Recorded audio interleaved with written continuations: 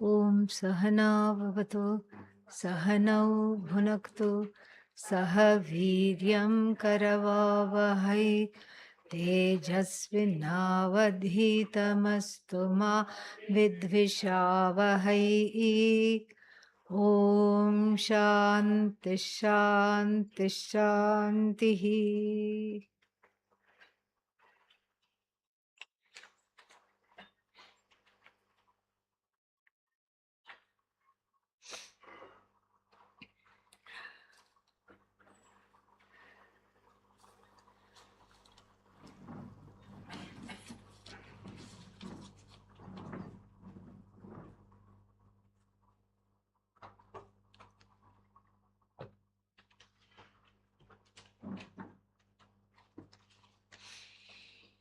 If Brahman and Jiva are the same, then why do they stay separately at the end of the cycle of creation?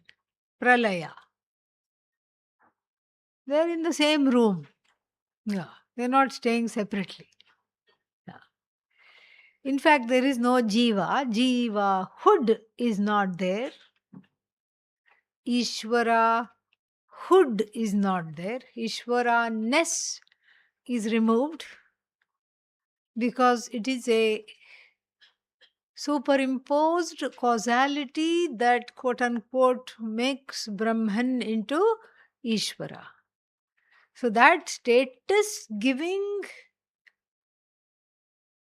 attribute of being what? The cause, that alone is Ishvara. Status giving attribute is what? Attribute. Attributes are dispensable. Attribute gone, then all that is there is what? Brahman. So, all that is there is Brahman when the attributes are not there. So, Jiva hood is also a kind of an attribute. And as though attribute to Brahman, that's why I said what I said the other day. Brahman sleeps in a rock, gushes in the brook, sways in a tree, and complains in a human being, in a jiva. So it's the same Brahman. According to different attributes, behaves, quote unquote, behaves as though behaves differently. But really, it's the same Brahman.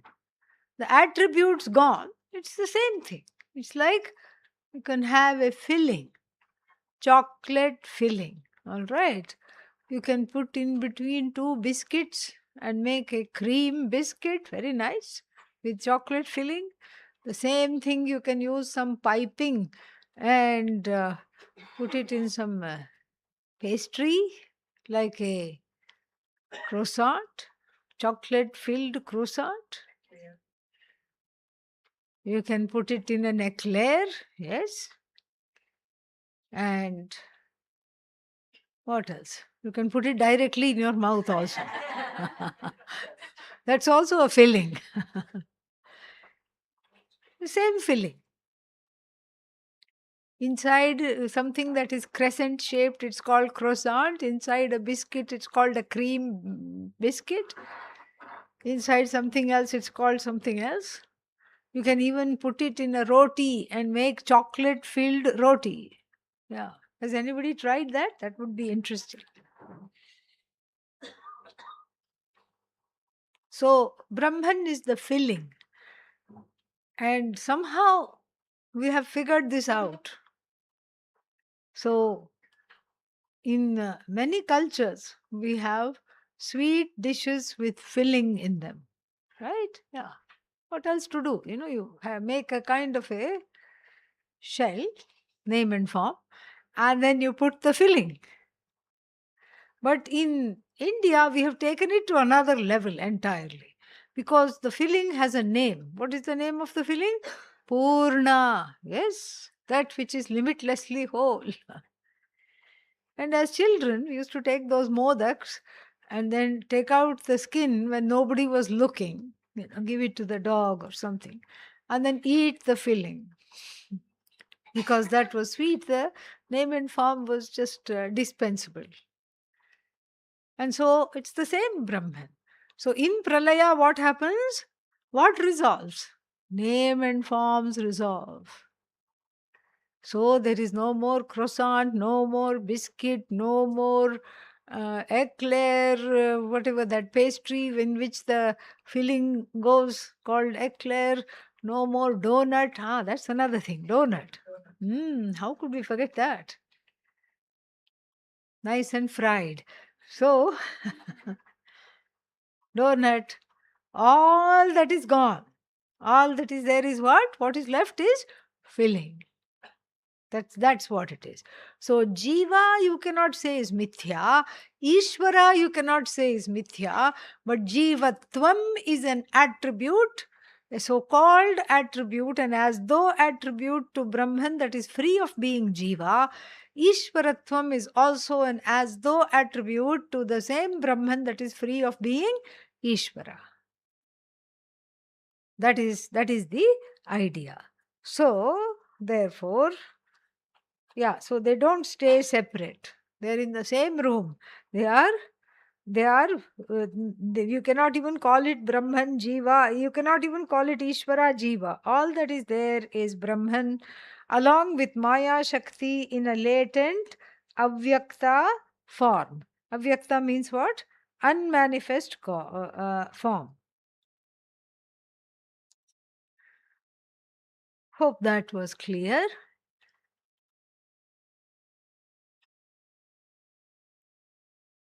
Why is this Upanishad called Chandogya? Because it is some kind of a derivation. Chando giyate. That which is sung in the form of meters. So therefore it got the name Chandogya. So because it is from the Samaveda, it is sung. You know those yellow boys, those little yellow boys that you see scampering around? Yeah, watch them chant. They have their lessons. So if they don't have, I don't know when they have their lessons, if the times do not collide, and I don't think they will. I think they have their lessons like around 10 or something, they will be repeating. It's very, very nice. And those who attended whatever we had over here, Rama's birthday celebrations, where the Pandit, he chanted. What did he chant? Samaveda. So it's not even a chanting, it's a singing. So this is sung. And so therefore it is called Chandogya. It is in the form of meters, and the same mantras from the Rig Veda are sung, and that becomes Samaveda. And a very nice trivia, if you read the ancient Indian history books, history of ancient India, it will tell us that the Samaveda was totally kept by women. It was a women's Veda because music, women, it was just that. And then all the traditions, including the Hindu tradition, became extremely patriarchal as time went by. You can see that even in Adi Shankara's time, terribly patriarchal. And then you see that the women were, it was taken away from the women who were told not to even say the word Veda. You cannot chant the Veda because you are a woman. And it was given to men. Certain kinds of, what is that? Certain notions of purity and impurity and all this. They couldn't handle all that. So therefore, there were all these rules made. Women should not chant Veda. Why? Women should not chant Om. Women should not chant Rudram. What do the three have in common? Hmm? They all give Vairagya. These people have been around for some time, those who answered. So they all give Vairagya. And when women get Vairagya, what will happen? Who will take care of the children? Most importantly, who will do the cooking, even if there are no children? Ah. So, to keep the division of labor, it was decided like that women should not do that. But it is not a taboo in the Upanishad at all. And so the Chandogya Upanishad and all the whole Veda called Sama Veda was kept by women, and then it was taken back, and women were disbarred from that. In fact, women were even disbarred from sannyasa, even though the what is its name, Swami Vidyaranya's book on sannyasa called Jivan Mukti Viveka. Jivan Mukti Viveka, on the first page and a half, he says women have complete adhikara for sannyasa. They are entitled to sannyasa. But it was not being followed. Some akhadas, or what are they called? The northern word for sampradaya, parampara, lineage is called akhadas. Some akhadas would give half sannyasa to women. Yeah, not full sannyasa. So and so Ananda, no. The name would not have Ananda. That is how you know. Name would not have Ananda, and they would just say Rishi or something like that. Some like half sannyasa was given. It was Pujya Swamiji that restarted this, because he was fearless and he knew he was not going against the Shastra. He not only was he fearless, but he totally knew the Shastra, knew all the works, and he knew he was not contradicting anything. And that is how it was brought back. Swamiji, in Shankaracharya's time, when the competition happened between him and the wife was the one given the judging. Yes. So that you said the Shankaracharya time. Shankaracharya time, it was still not as good as before that. Yeah, because we know from Adi Shankara's commentaries. This is a mantra from the Brihadaranyaka Upanishad. Atha yadi ya icchet दुहिता मे पंडिता स्यात् tilaudanam pachayitva ashniyatam. If anybody were to desire, may my daughter become a great pandit. Pandit means what? Atmagyani. The one who has Atmagyanam.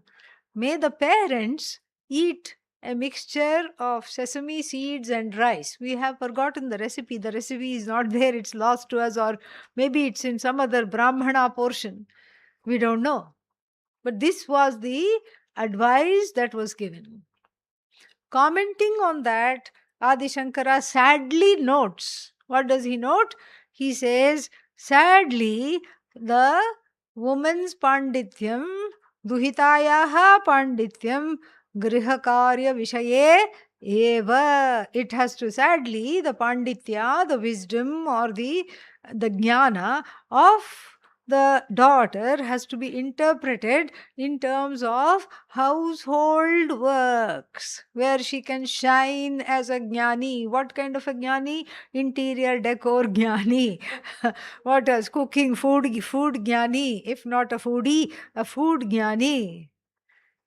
Measuring the drapes jnani. Rangoli jnani. This is all that is there for her. He notes that. That means what? He's not being sexist or anything like that. He is telling the situation that was there in his time. And certain other places also we can see. But that was, but again, even in the Mahabharata, we see Sulabha, a sage, go to Yagyavalkya. No, Janaka. Not Sita's father, some other Janaka. Go to a king, and she appears at the palace doors uninvited and without an appointment, a real atithi, and then says, what? I want bhiksha. Oh, she wants food, give her food. No, I want Vada Bhiksha. I want the Bhiksha of debate with the king. And so saying, she asks for audience. So Janaka is forced to come, wash her feet, bring her inside, and follow all the customary practices because she's dressed in orange. The Mahabharata says that. And then she defeats him. And then he gets angry because he loses the debate and gets very angry. But anyhow, so we have come a long way from why is the Upanishad called Chandogya. Suffice it to say, it is because it is sung. Okay, then any one sage associated, no, not one sage, many sages are there. Some of their names are known, some of their names are unknown. Okay, how ancient is it with reference to the other Upanishads? Well, this is a question best directed to professors in universities because that is their subject matter, dating the Upanishads. We don't date the Upanishad in this way. We straight away get married to the Upanishad. Okay, because this is a kind of an academic pursuit. How old is this? Is this older? Rig Veda is the oldest Veda, to which we will say, so what? Some of the Upanishads are recent Upanishads. In fact, I feel one forming in my head right now. The most recent Upanishad. All that is not of use to us. What is of import is to see that it is a source of knowledge that is going to spirit away my ignorance. How old it is difficult to say. Very difficult to say. But there are people who try. There are people who use a lot of, they do a lot of research. And they see that, in one of the Upanishads, horses are mentioned. So then they trace, when did the horses come to India? And they date the Upanishad post horse in India. So, but then somewhere else it was also mentioned that which is called Ashwa means horse, that which is called horse was some kind of an ancient animal that is not there anymore or has evolved into something else, which was more like some kind of a donkey. A donkey, and so that is also called Ashwa or something like that, some people say. And then the other trivia in the Upanishad they use, not in the Upanishad, in the first portion of the Veda, in the Rig Veda, there will be certain, certain people doing certain things. And then these people come who are called Panis. And these Panis come and spoil the yajna and take away the things. And then at some point in ancient history, these Panis are referenced with some other thing and they do research. It is sound research, but it is not something that is useful for us, because if you are using the Upanishad for what? Atmajnanam, there is a different approach. There is Shraddha, Bhakti, and there is no room for trying to do any analysis that is not pertinent to gaining the self knowledge. So I'm not the best person to answer that question. Then,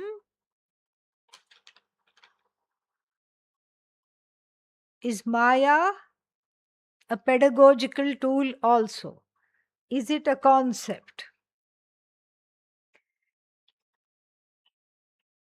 If it is a concept, it's a very powerful concept. Concept means what?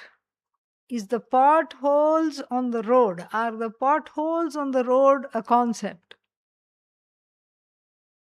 Yes? No?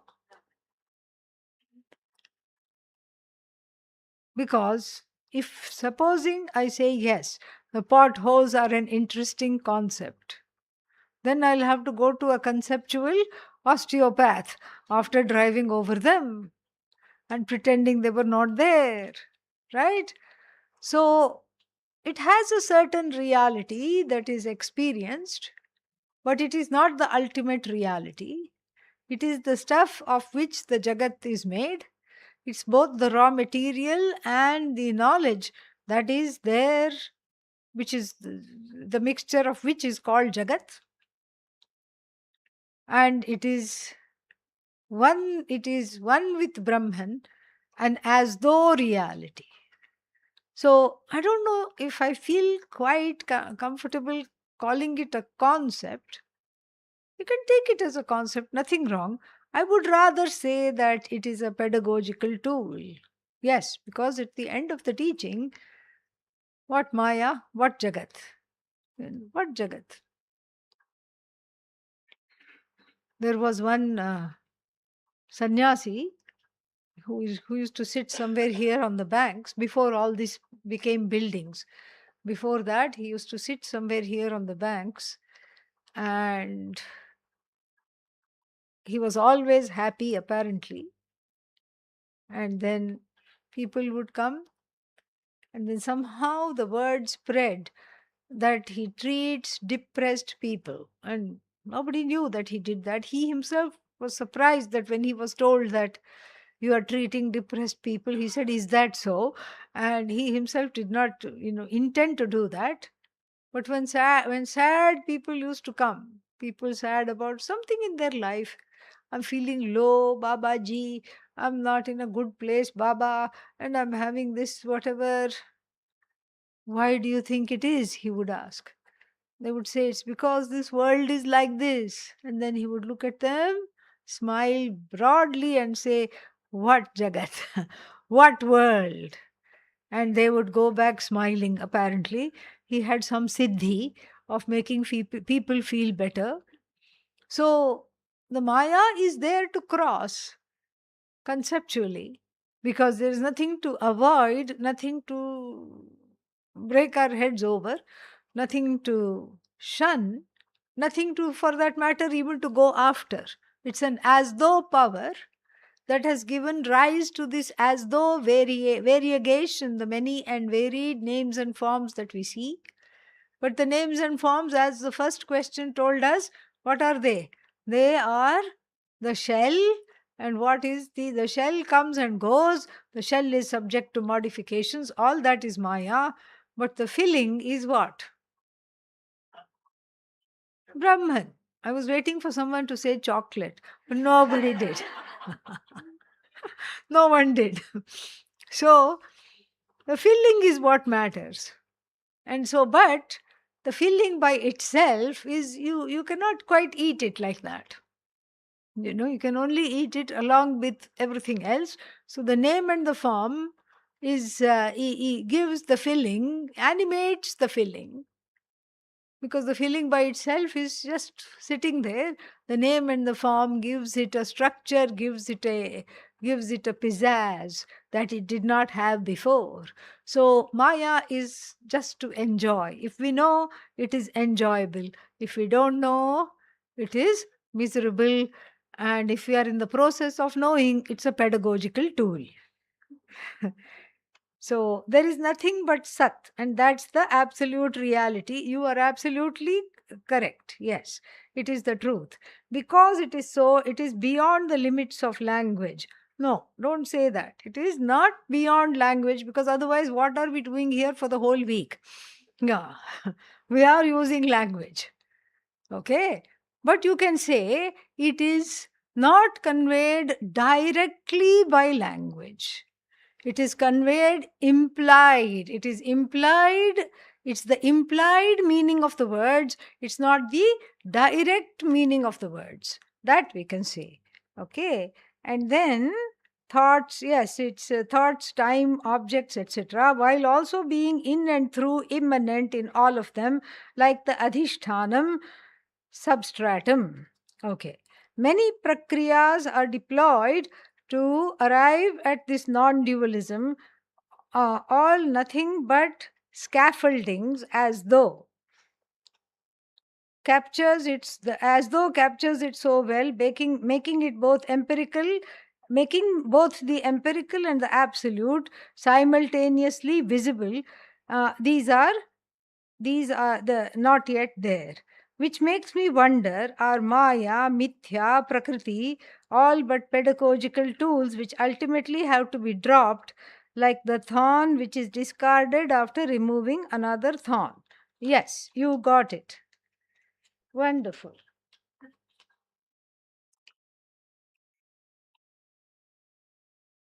How to be non demanding without being a doormat. Very nice. Yeah. Please discuss along with a heart sign. Okay. So, I'm reading what is there.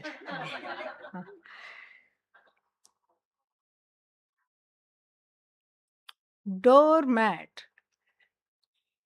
Doormat means that upon which everyone walks, right?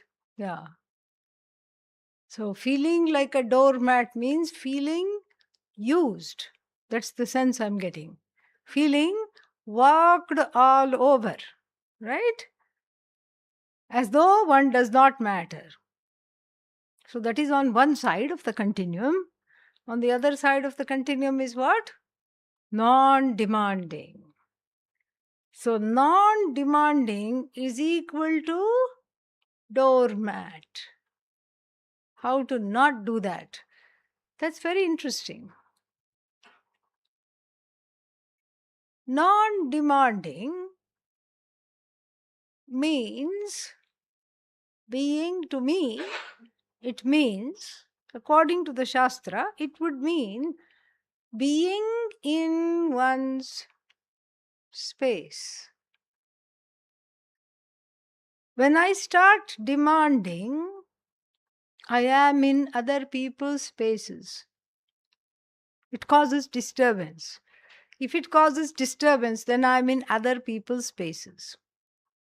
If I am non demanding, I'm in my own lane, I'm in my own place. I'm not getting the feeling or the idea that I should be served or I should have a sense of entitlement that I am deserving of this and that from all these people. And if I don't get it, I have to demand it, not ask, not request. What is the word here? Demand. That is that to me is a kind of a life of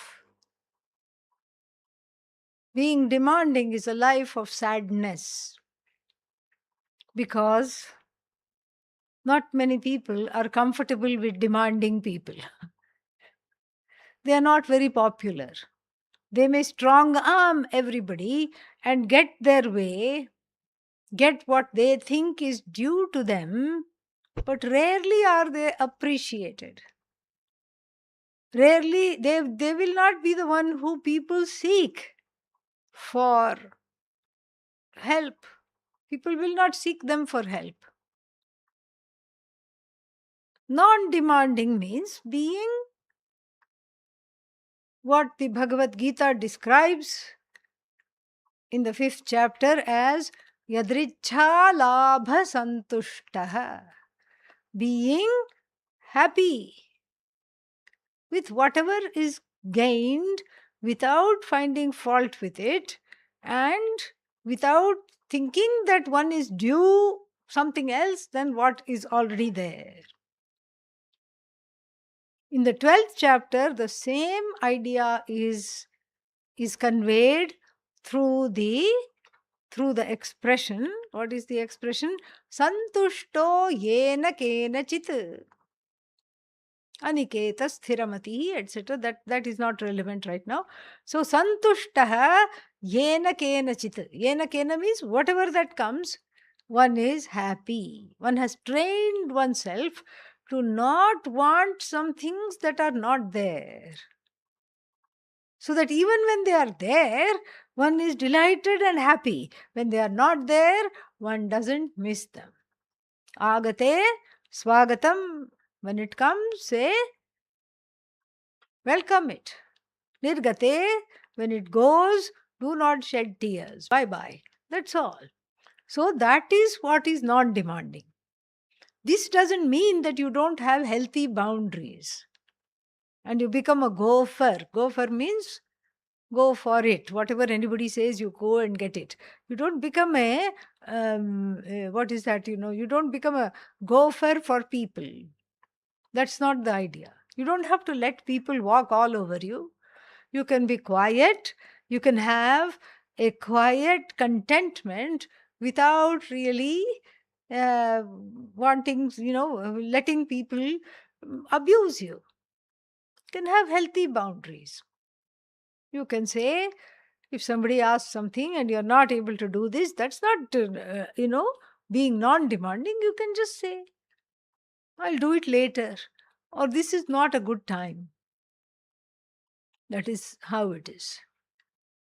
And an incident from Pujya Swamiji's life, when he shared it, moved me greatly. It was very, very transformational for me.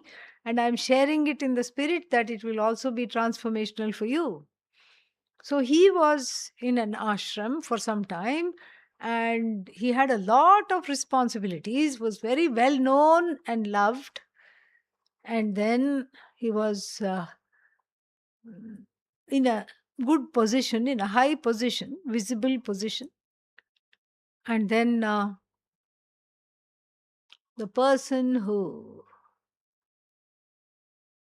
cleaned the front of the ashram, swept the front of the ashram, unlettered completely, had never even seen the face of a school, much less gone there, came to him and said on the first of the month when he got the salary, and said, I would like to send a money order to my mother with this salary and write her a note to go along with the money order.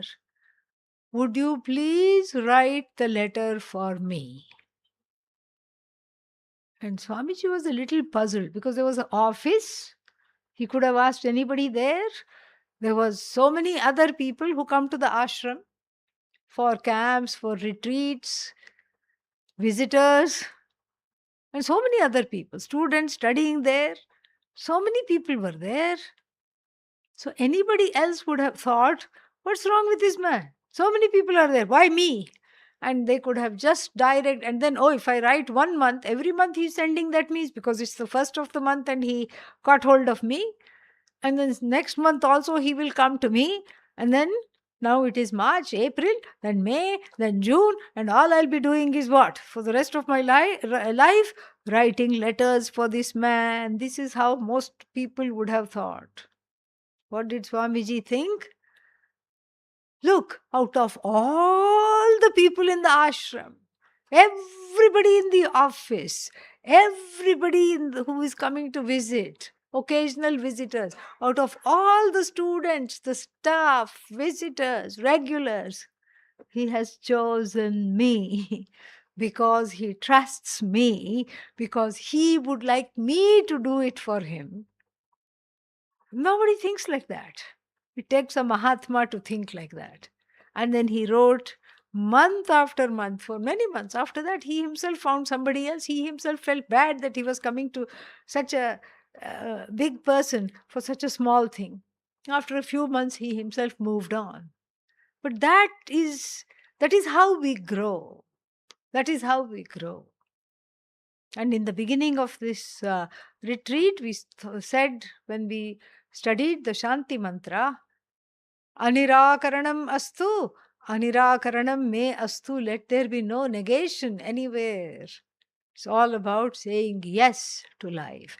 And yes, if some people have a background of being used, abused, sadly these things exist.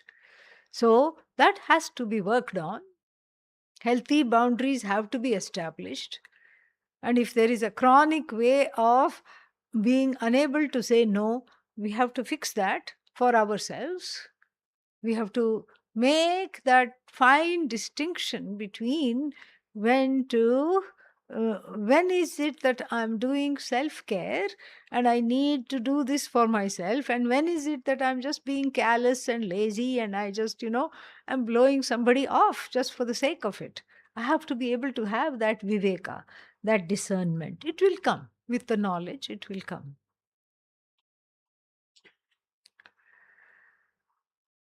Inner child thought provoking lecture. Thank you. Uh, a 40-year-old daughter is now alleging that she was not given love by parents during childhood, and then she now wants to be loved like a child to compensate. Advise your view on this situation. It's not the 40-year-old daughter, it's the inner child. Yeah. It's like the balloon, which we talked about, the balloon that was burst when? At age 2, which we are trying to compensate by becoming a collector of balloons at age 62. So,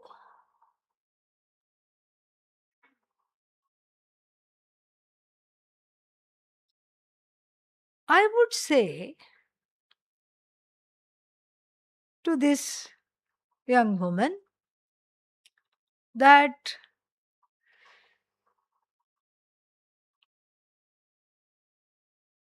I would encourage this person to deal with the past in any which way possible, very lovingly.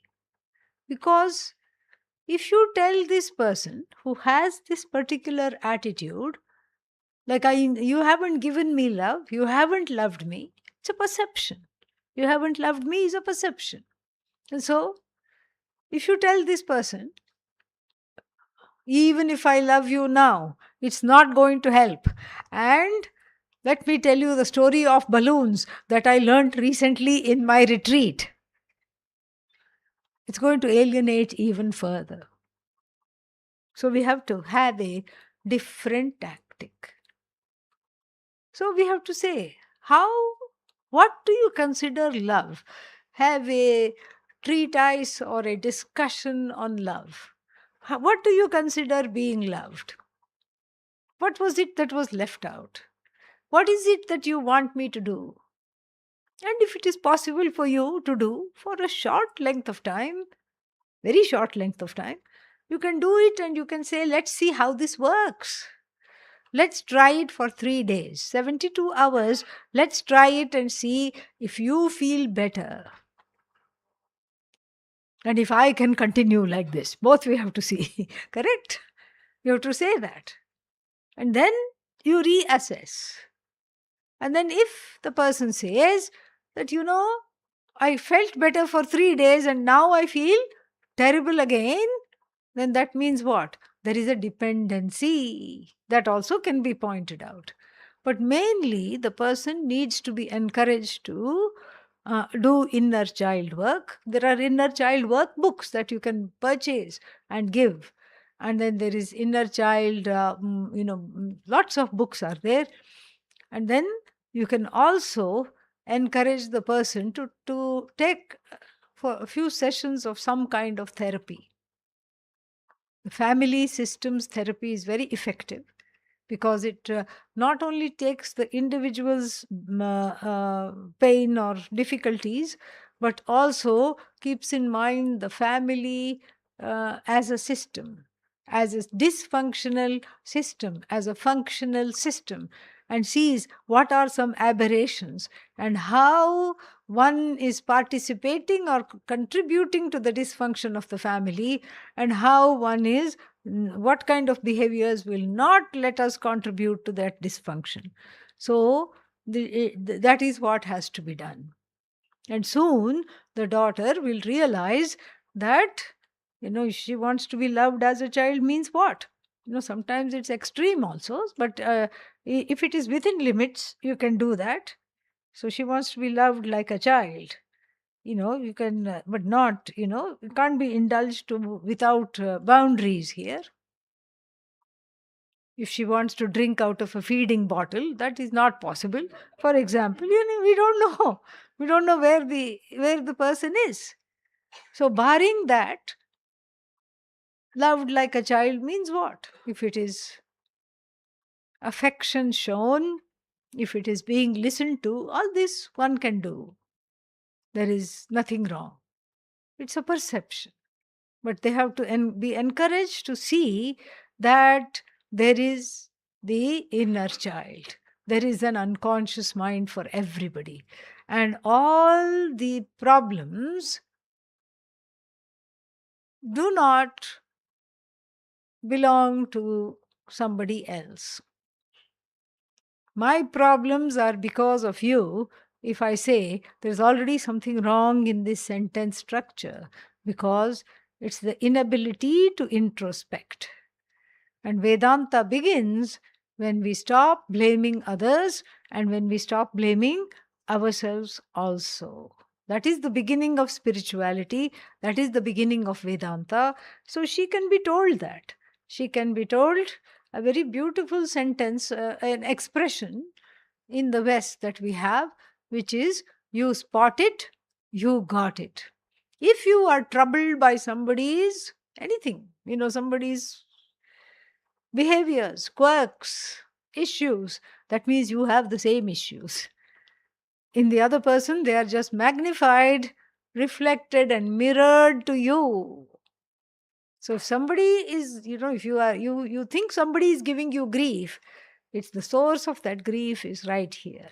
So that has to be looked into, and she can be lovingly told that without criticizing. She can be encouraged to have some therapy. In fact, the whole family can go for therapy. There are also family therapists, family therapy sessions. Here it would make her feel safe perhaps and not singled out. Yes. I think in today's day and age, it's not a question that I pose, but I just wanted to thought out on it.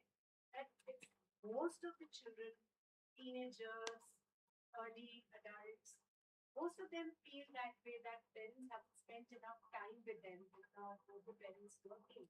So I think this is not just an addiction with just one child, 40-year-old, but it's with many, many children. It is a generational thing. Yes.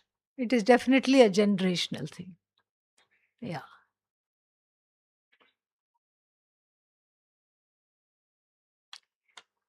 In the morning class, at the end of the class, you mentioned about practicing with childhood photos. Can you teach us in detail about this practice? Not much to teach, You're just looking at your childhood photo. That's all. So you can journal. You can journal the thoughts that come up, the feelings that come up. You can journal and see how it is to look at it, because some people don't like to look at it. It brings up painful memories. They don't like the past, or the past is they are dissociated from the past. There's a dissociation, and so seeing that just brings a blank, feeling. There's no memories, or the memories are difficult and they are suppressed. So whatever it is, the idea is to make friends with this little being all over again, and then see it as situated somewhere inside of you. Inside means what? The same place where the two birds are there, where Indra and Virochana live together, and where the two drinkers in the Kathopanishad, Ritam Pibantau, where they are, as those split. So the adult has to gain the trust of this inner child. And seeing the photo is a preamble to gaining that trust. If you tell the inner child, you know what, I'm here for you, and then because I have written down the notes from the class, and in the class the teacher said, I'm here for you. So I just repeat that to the inner child would say, go to hell. Yeah, you were there for me all this time. I have been alone. Go. I don't trust you. I don't believe you. So you have to work hard to gain that trust. You have to say, yes, I know I have fallen down on the job many times. I know I'm a bad adult, yes. But from now on, I'm definitely going to be there for you, and you have to be there. You have to do that. Then only you have to have some kind of a pact Otherwise, you can imagine you're sitting in some kind of an important meeting, and the inner child who feels excluded suddenly comes out. Why? Because you found that these people have been plotting and discussing things in the meeting without you being present there. Horror of horrors. And the inner child is ready to throw a tantrum. Tell them exactly what it is like. Storm out and slam the door for good measure. And then you say, not now, please, not now, not now, not now. And then you say, I will talk to you later. I will spend time with you later. You should do that. It has listened to you and it did not throw a tantrum. You did not walk out of the meeting. You waited long enough to see that this was just an accidental meeting of those people. They had not planned to meet. Suddenly they met somewhere and then they decided a few things. And that's all it was. It was not meant to slight you. It was not meant to exclude you. This came out only because the inner child cooperated and stood back and waited till you got the whole picture. But then, after you go home from the meeting, you have to find time and ask the inner child what really happened here. What went on? It's that same chronic feeling of exclusion, alienation, loneliness. Write about it. Every morning, write. Let the inner child talk. Sometimes, if you write with a non dominant hand, that's also a very good way to give voice to the inner child. After that, don't keep it because all that is not necessary. Tear it up. It's done. For that day, it's done. Then you can write again. So, journaling, dream work, and then this working with old photos, seeing the expressions, etc. And then what else? This, is getting the trust of the inner child. All this is very fruitful work. You get to know a side of yourself and you get to befriend that self which you have never entertained or seen before. It's very worthwhile. And Vedanta comes very easily as a result of that. Can you please explain the cyclic yugas in order? Where are we in time now? Yesterday you mentioned after Kali Yuga comes Dwapara. I have heard Satya Yuga comes. And how do we know the shift? We have a cyclic understanding of time, but it is pendular in nature. Like nowadays we don't even have an analog clock, let alone a grandfather clock. But those who remember grandfather clocks it would have a pendulum which would go like this, like this. This is our yugas. Satya, Treta, Dwapara, Kali. Dwapara, Treta, Satya, Treta, Dwapara, Kali. This is what it is. Not goal. No, it is pendular, like a pendulum. And then each yuga is represented by a dharma bull. The dharma manifest form of dharma visualized as a bull. In the Satya Yuga, dharma is a bull standing with 4 legs. Treta Yuga, it is standing with 3 legs because less dharma. Poor thing. And then in Dwapara Yuga, standing with 2 legs. Maybe it's up like that or diagonal 2 legs are there. We don't know. We don't know. It's a concept, okay? And a teaching tool, pedagogical tool and a concept. Yeah. And in Kali Yuga, what is it doing? Standing on 1 leg. Okay, meaning very little dharma. In fact, they say don't even bother. This is a verse for Vedanta teachers and student alike. It says don't bother studying Vedanta. It will not go in your head in Kali Yuga.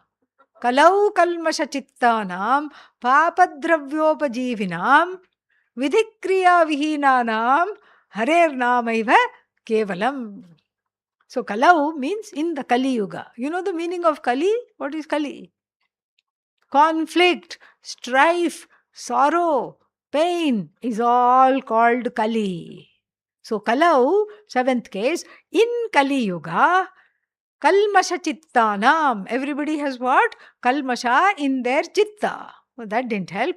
Okay, let's try again. Ragadvesha, born impurities, pain, sorrow, vengefulness, jealousy, kama, krodha, anger, all these things are there in the antahkarana, in the inner instrument is the mind, buddhi, etc. are all tainted with all these pains and sorrows. So for such people who are all, how are we getting our livelihood? Livelihood is got through papa, the military industrial complex that is, that is there.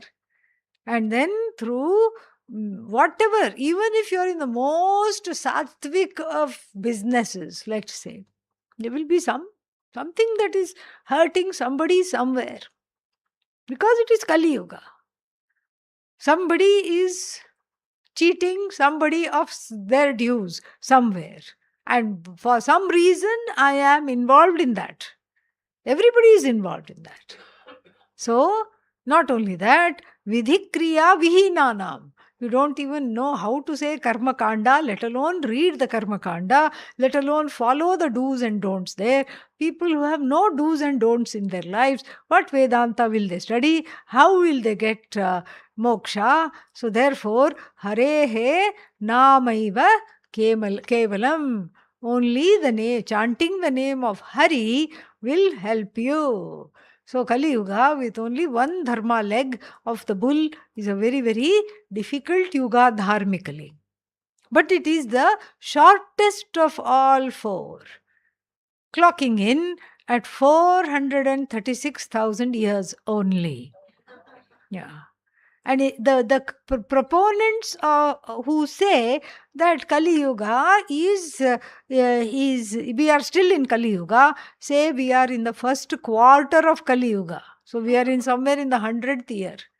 Even Adi Shankara's parents said, what is that? Kali Yuge, Prathame Pade, Me Roho, all these things, So even we are saying what? Kali Yuge, in the Kali Yuga, in the 1/4 of it, we are still saying that. So we have a ways to go. If we are in still Kali Yuga, 300,036 years to go. 300,000 some years to go, odd years to go. So then, 336,000 years to go. And then, so you take 436 or 32 by different reckonings. You take 432 and multiply it twice. 864 is the number of years of Dwapara. Multiply it thrice and then you get the number of years for Treta Yuga. Multiply it for 4 times by 4 and you get the lifespan of Satya Yuga. So, some people say we are already in the we have taken baby steps towards Dwapara Yuga. Sri Yukteswara Giri, the guru of the Paramahamsa Yogananda, the one who started the Self-Realization Fellowship. So that he had a very beautiful calculations based on very impeccable calculations which all the other scholars honor.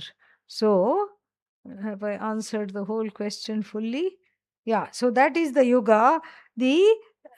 So from Kali Yuga, you cannot go to Satya Yuga because the ethics is so bad. We don't know how to tell the truth. Even if we are paid to do so, we don't know how to tell the truth. We don't know how to not be adharmic. So from there, we have to go to a little more dharmic and make our way to Satya Yuga. We can't go from the tamasic to straight away to sattva. So we have to go through rajas and various combinations and permutations. That's why it is pendular.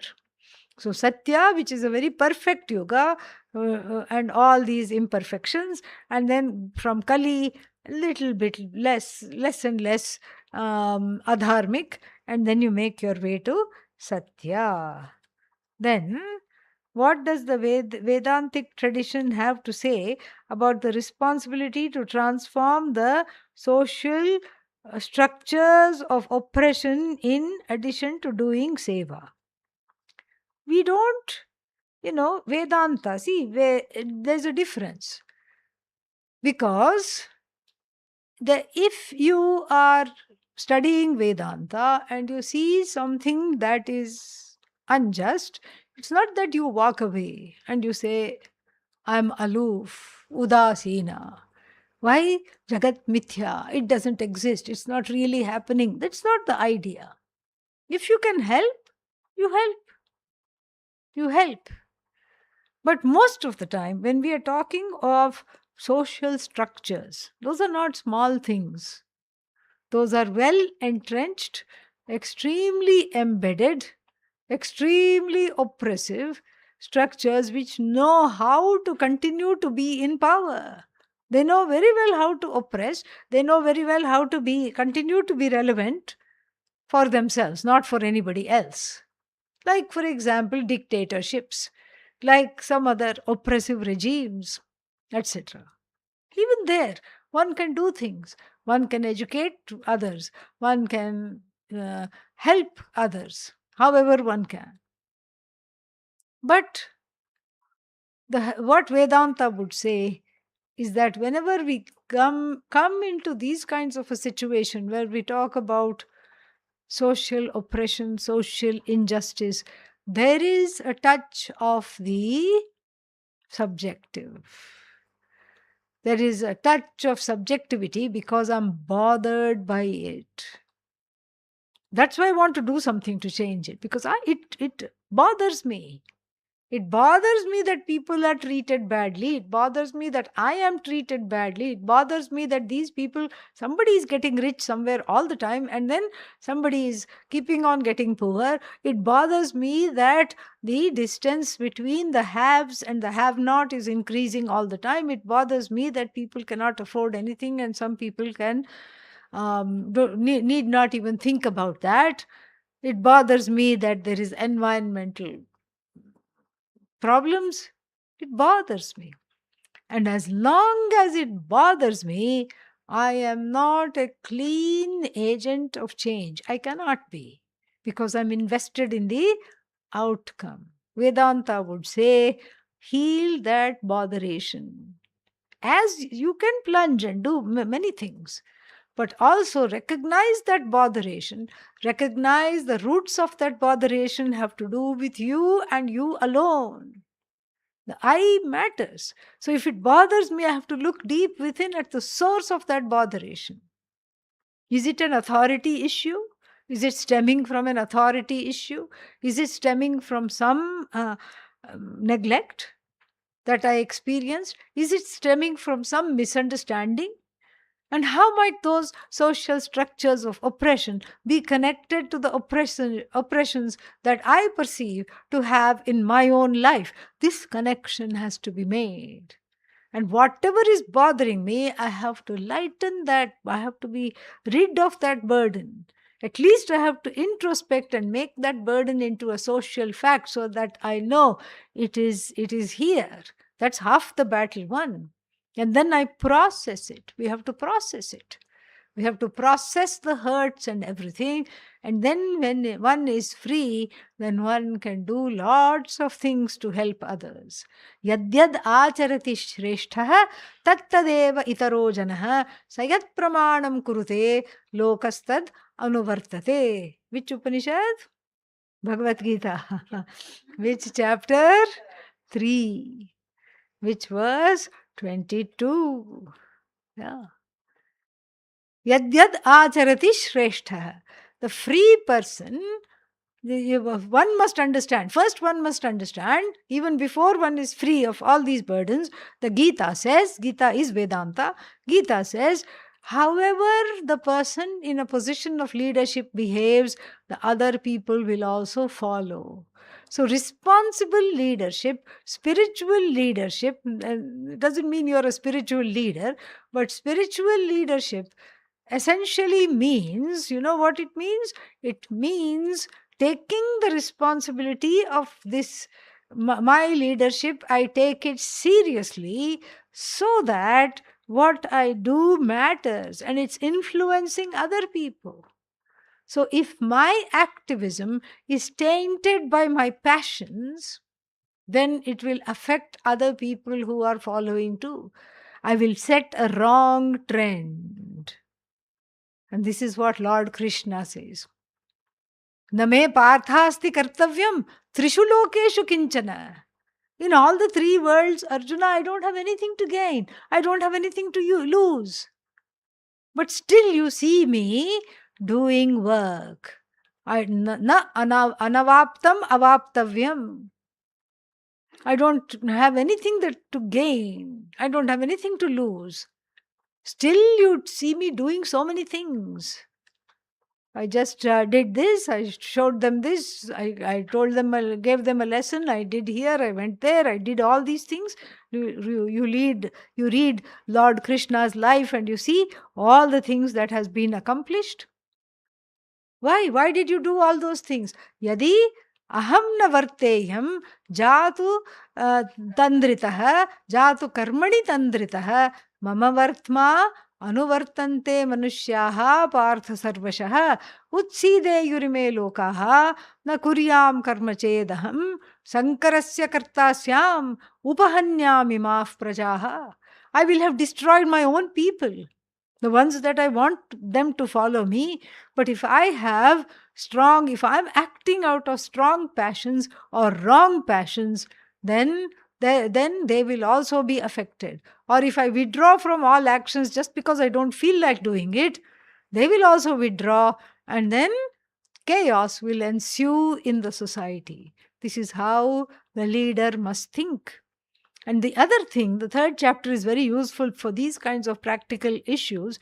The other thing that the third chapter says, is that we are all interdependent, not codependent, but interdependent. We are dependent upon the water, the five elements, the sunshine, the air, and everything. We are interdependent with other beings. And so, recognizing that, we bring each other up. We don't put each other down. We don't put ourselves down. We grow together. We grow together. We have a responsibility toward, this is the whole section from verses 10 to 17 in the third chapter of the Bhagavad Gita, the section on cosmic ecology. We have a responsibility to the environment. We came to this environment. We didn't create it. We have no right to destroy it. So we have a partnership. We don't have dominion over it. We have a partnership. We grow together. We nurture everybody, and they in turn nurture us. And then we grow prosperous together, abundant together. So there's a lot that has been said. But then how to passionately be engaged in these kinds of works with dispassion, that is something to cultivate. Okay. Yeah. I think that's it for tonight. See you all dark and early in the morning. Om Purnamadah Purnamidam Purnat Purnamudachyate Purnasya Purnamadaya Purnamevavashishyate.